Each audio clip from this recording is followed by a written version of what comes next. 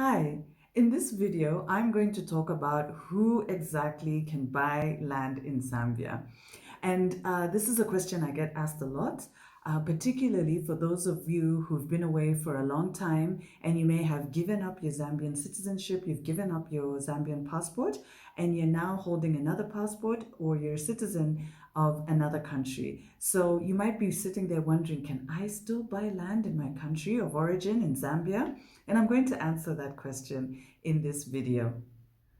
If we haven't met before, my name is Natasha Chumia. I'm the director of Diaspora Connect, where our sole objective is to help you buy property in a safe and reliable way by giving you information and inspiration on the Zambian property market. So, who can buy land in Zambia?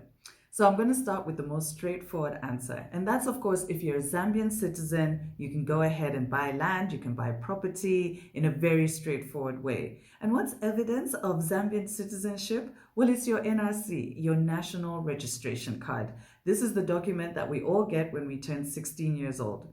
So if you have a copy of your NRC, you have your NRC number, then go ahead and buy land. Now, the other way that you can buy land is if you're a non-Zambian, but you're a permanent resident. And permanent residents have a book that has their permanent residency permit in it, and evidence of that is enough to help you buy land. Now, you can buy land as a citizen and as a permanent resident in your individual capacity. But you can also buy land as a company.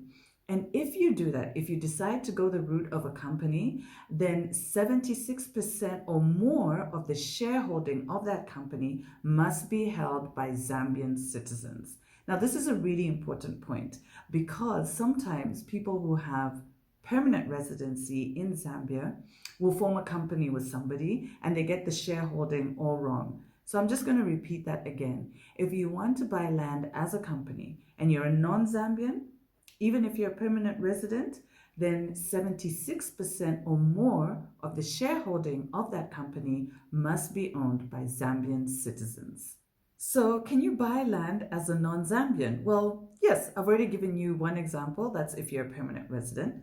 But if you're a non-Zambian, so if you've given up your Zambian citizenship, or perhaps you never managed to get your NRC, can you buy land? And the answer is yes, and I'm going to explain to you how you can do it. So you can do it if you are a shareholder in a company, but you have to have 24% or less of the shareholding in that company. So if you have friends or relatives or colleagues who are Zambian citizens, then you can form a company with them and you can buy the land or the property through that company.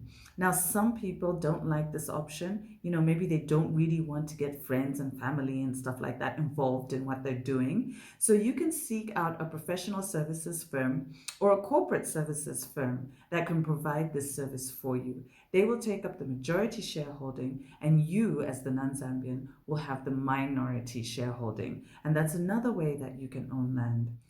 Now, I just want to make a note here. So you can own land as a non-Zambian through inheritance, or what's called through an operation of the law.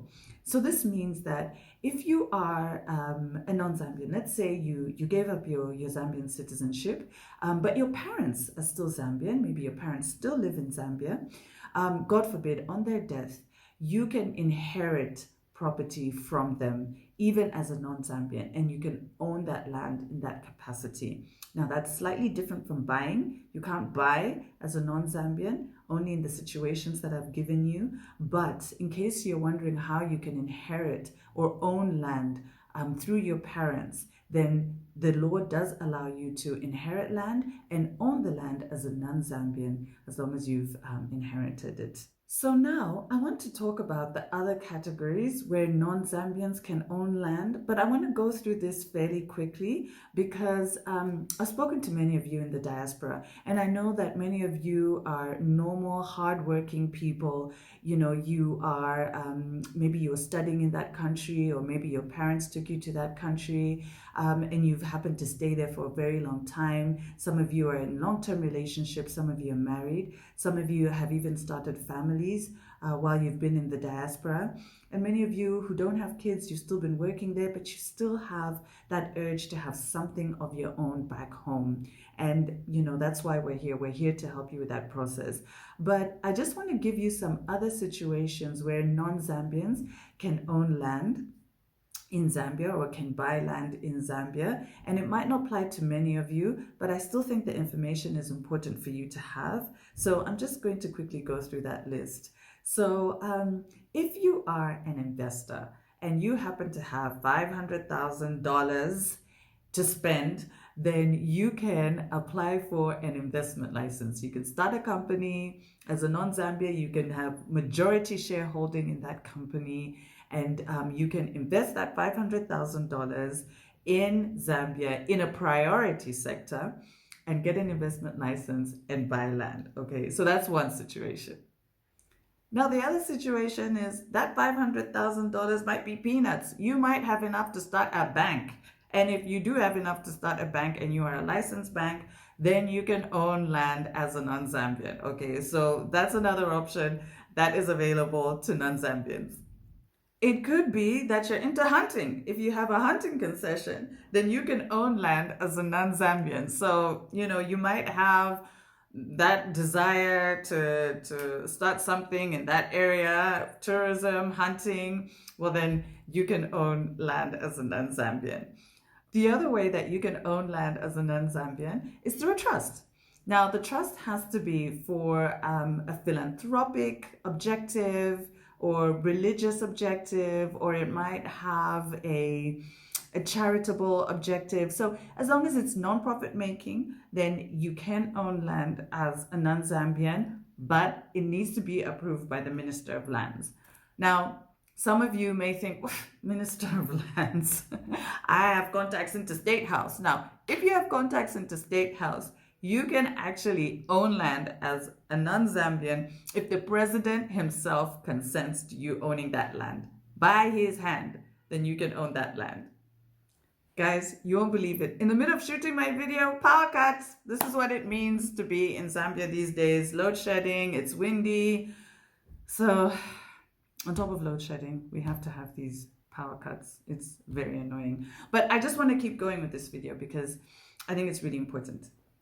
All right, guys. So I have given you those scenarios of how you can own land. But I want to be very frank with you, and I want to share with you what will be the best way of you owning land. And I want to go back to the first point that I made. It's through being a Zambian citizen. So if you've been in the diaspora for a long time and you're really feeling that urge that you want to buy something at home, make that trip, come home and restore your Zambian citizenship. You all know now, or I hope most of you do know, that we have a new constitution that came into place a couple of years ago, which allows dual citizenship. So come home and pursue that. Get your NRC, get your Zambian passport. I know these things are not easy, but they still can be done. Find out from the embassy where you are how they can assist you. If you can't get any joy with them, come home and make a trip and just get that done, because it is the quickest and the easiest way for you to own land is actually as a Zambian. So I hope that this has been helpful. Did you find this video useful? I hope you did. Let me know what piece of advice really did help you. Leave a comment in the comment section below. I'll be looking at all the comments and I'll be answering the comments. If you like the video, then please do give it a thumbs up and consider sharing it with other Zambians in your community if you think that it might be of help to them. I'd also like to ask you to subscribe, because I'll be coming out with tons more videos, some really interesting stuff. I've got so much lined up for you guys. So if you don't want to miss a video, then please do subscribe. Hit that notification button so that you can get notified whenever I drop a new video. And please join us on social media. We're on all the social media platforms. I'm going to leave a link in the description box below, and also head over to our Facebook group, where we're going to be having after the show discussions and talking about various other things. So I hope you enjoyed it, guys. Until next time, bye.